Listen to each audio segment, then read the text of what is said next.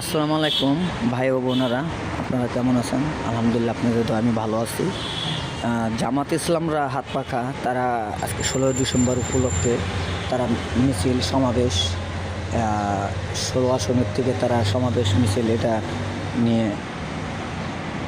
আন্দোলন করতেছে এবং 16 ডিসেম্বর উপলক্ষে তারা মিছিল বের করেছে হাত পাখা জামাত ইসলাম।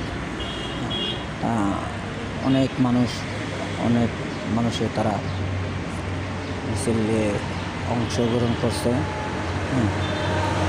যে আপনারা অনেকে জানেন যে এটা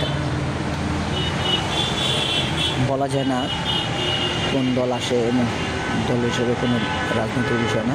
16 ডিসেম্বর উপলক্ষে তারা তাদের সমাবেশ এবং তাদের আন্দোলন তারা করতেছে।